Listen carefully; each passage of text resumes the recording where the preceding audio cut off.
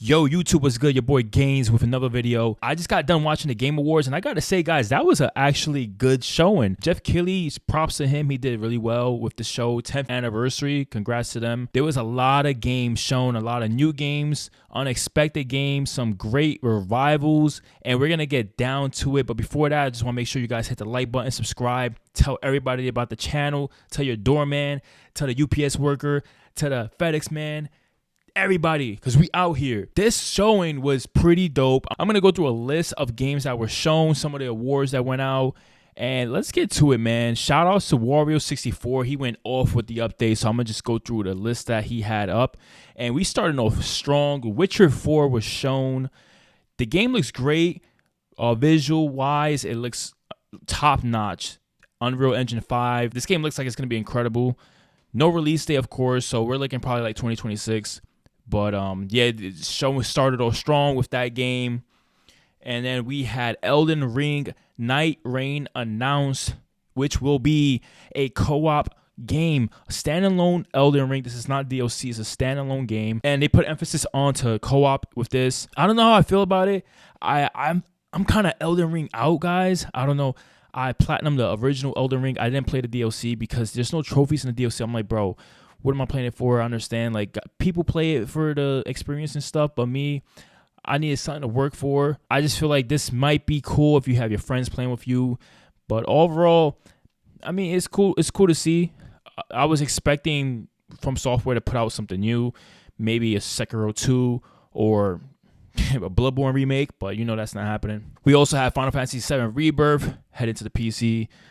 Kind of obvious news. Everyone knows that PlayStation games usually come out a couple months to a year after. Best action game, which I have not played yet, Black Myth Wukong. That was pretty obvious. And now the creators of Ico, Shadow of the Colossus, and The Last Guardian have a new game coming out. It's untitled, but the trailer looked pretty cool. It definitely takes a lot of traits from the previous games, as you can tell from the art and the soundtrack. So no updates on this in terms of the release date, so we're looking at probably 2026. Like I mentioned earlier, we're getting a lot of games not coming out within the next year, possibly the next 2 years. Outer World 2 was also announced, coming out on PlayStation 5, which is pretty surprising. But you already know Microsoft needs to make some bread, so obviously they're going to have to put it on a console that's selling. No shade thrown, you know. We were also shown a new game called Split Fiction, which is pretty cool. You can play with your boys, your homegirls, with one game. So your homeboy, your homegirl, they don't even need to cop the game. If you have the game, they can play with you, which is pretty cool. I think it's a cool concept. It looks very interesting. A lot of diversity in the gameplay. It looks like a platformer / third-person action game, so that looks pretty cool. No idea when that's coming out. Steel Hunters from Wargaming was also announced. Not really interested in that. Another game that was announced, we're not going to see till 2026, Black Frost. Borderlands 4 coming out next year. Not a big Borderlands fan, but for you guys who are, I'm pretty sure you're hyped. This game looks cool. I won't lie, it looks cool. Art is definitely still the same. Clive from Final Fantasy 16 will be a DLC character in Tekken 8, which I thought was kind of random as hell, CBH. Let's go into what I'm really excited for. Ryuga Gotoku, new Virtua Fighter entry in development. Guys, I'm a huge Virtua Fighter fan since the Sega Saturn, bro. Virtua Fighter 2 was my shit. Virtua Fighter 1. Virtua Fighter 4 Evolution, I put so many hours in. I love that game. Virtua Fighter 5 was great. It's a very meticulous fighting game. It's not like your normal fighting game. You learn combos and stuff. I feel like this is one of the more complicated fighting games to understand. It has some sort of realistic element to it as well. I'm going to pop out the trailer right here real quick and skip to the part where I was like, whoa, what is this?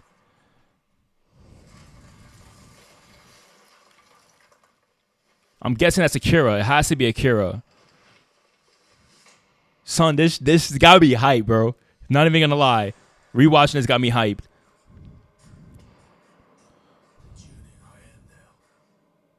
Crazy. We see some gameplay. Yo, that looks so fucking fire, bro. Looks so smooth, man. That looks so smooth. I can't wait for this game. Yo, giving it to RGG Studios, man, I cannot wait. Honestly, yo, Put Ryo Hazuki in that bitch. Put Kiryu Kazuma in that bitch. It's gonna be fire. I'm not even finished, bro. I'm not even finished because Project Sentry from Ryuga Gotoku Studios, bro, they were cooking.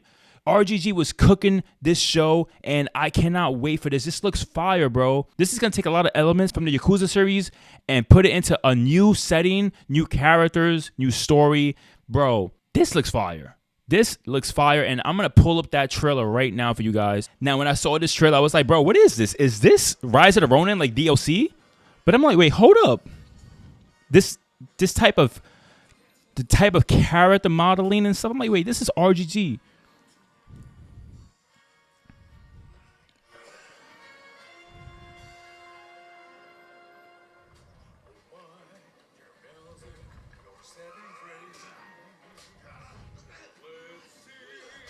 Yo, combat looks brutal. Combat looks brutal.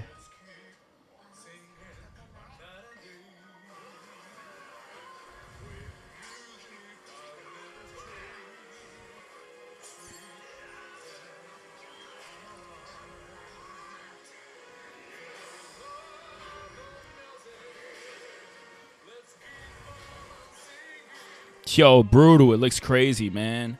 This looks crazy.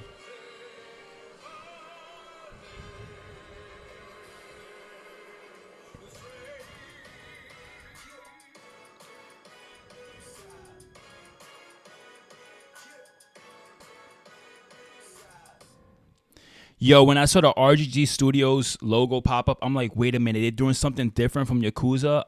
Bro, I've been waiting for this because I feel like they've been milking Yakuza Like a Dragon for so long, and it's time for them to do something different. I think the last time was Judgment, which is still kind of in the same universe, but before that was Fist of the North Star, which is years ago. So excited for this. Probably not until 2026. Come on, man. Fire, though. Fire. Cannot wait for that. We also had a new Turok game in development, Turok Origins, and it's kind of different. It's like a futuristic take of Turok. You see here, they got futuristic weapons and shit. It looks crazy. It looks crazy. I was a big fan of Turok on N64, so excited for that. Now we have Warframe 99 that's coming out tomorrow. Played the original Warframe years ago, so it's kind of crazy that they're still doing a game, you know? That's kind of cool. Another big title I'm excited for, guys, Onimusha.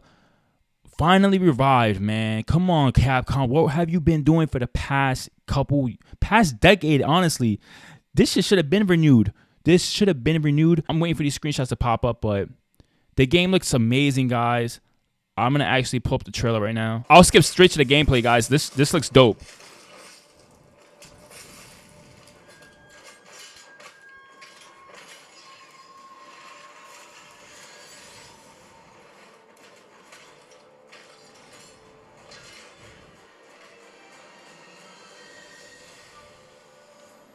Fire. I'm guessing they'll take a lot of gameplay features and mechanics from Dragon's Dogma and also Monster Hunter. And I feel like they'll also take ideas and gameplay elements from Software games. That style of gameplay will fit right in with Onimusha's previous style of gameplay from back in the day. So excited for that, man. 2026, come on. First Berserker looked dope as well. Dungeons and Fighters, that was another game announced. Dying Light, The Beast. I feel like there's like 20 Dying Lights within the last 4 years, bro. They also announced a Game of Thrones game. If you had saw the trailer for it, it kind of reminds me of God of War with a little Shadow of Mordor mixed into one, which looks kind of cool. Third-person beat-em-up, action-adventure game, I'm guessing. Double Dragon Revive. Big Double Dragon fan from SNES days. Good to see that they're reviving games that are like close to home for me, you know? Like Double Dragon. We didn't see anything from Sega, though. Sega was supposed to show Jet Set Radio, Crazy Taxi, Golden Axe. What happened? Y'all didn't show up today, man. I was waiting. Hopefully we get something next year. I'm waiting for one of those games to come out next year. Preferably Jet Set Radio, because I love Jet Set Radio. And then we also had news of Last of Us Part 2 remaster coming to PC, which we already knew was going to happen. Best adaptation of a video game to TV show went to Fallout, which was pretty surprising. A lot of people thought Arcane would win, but I haven't checked out the Fallout show. I heard it was pretty dope. Screamers, also another game announced. Looks like a futuristic, cartoonish, cel-shaded racing game. Not much info was given with that. Dens of Wolves from the Payday creators. Nah, I don't know how I feel about that. Best Score Music Award went to Final Fantasy VII Rebirth. There's a Sonic racing game that's coming out, which was like a 3-second trailer. Mafia looks fire, guys. I'm telling you, that Mafia game is going to be a sleeper coming out in the summertime next year, which was perfect timing because if GTA is coming out in the fall, this is a great game to play first before that comes out. And a huge, huge announcement. Okami sequel announced. And they brought back the game developer Hideki Kamiya, which is crazy because he went off to Platinum Games. And, you know, last year he said he's out. He's going to, you know, take a little break. And come to find out he was working on an Okami sequel. So big update. Capcom doing their shit, man. Okami and Onimusha, come on, man. That's what I'm talking about. Y'all doing something right. Now, the show finished off with Intergalactic, the Heretic Prophet, which in my previous videos, if you guys watch, I did say that one of the two big announcements will be a Naughty Dog game, and this is it. Naughty Dog is making a space game, and it's great to see that they're finally moving on from Uncharted and The Last of Us and starting something new. The game looks dope, I won't lie. It looks pretty cool. Graphics look amazing. They said this was all in-game. This is all in-game. And they got Tati Gabriella as a main character. And they also showed a couple other actors I saw. And the game looks dope, man. We still don't have a release date. We probably won't see this. I'm going to be real with you till 2027, which is crazy. But good to see Naughty Dog moving on to something new, something fresh and different from what they're normally known to do. So excited for that. And then the Game Awards finished off with Game of the Year, Astrobot, which was surprising, but then again, not surprising because Astrobot received so many great reviews. It was an ode to classic platformers from the early 2000s, late 90s. I cannot wait to play that game. Hopefully it goes on sale for Christmas and I'll cop it. I did play the one that comes with the PlayStation 5.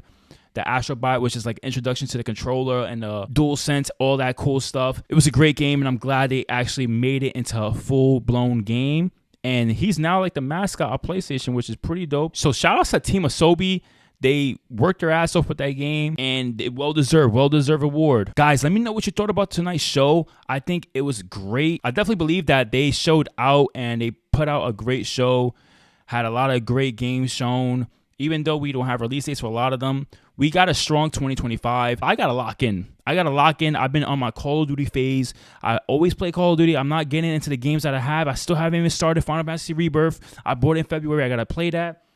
Spark and Zero I've been slacking on. So I'm going to lock in, guys, for next year. And I cannot wait for what's coming out. Let me know in the comments if you're excited for any games that was shown tonight. If you were kind of disappointed to see anything, Shenmue 4. But yeah, guys, you already know it's your boy Gains. Like, comment, subscribe. Thanks for the love. I'll see you in the next video. Peace.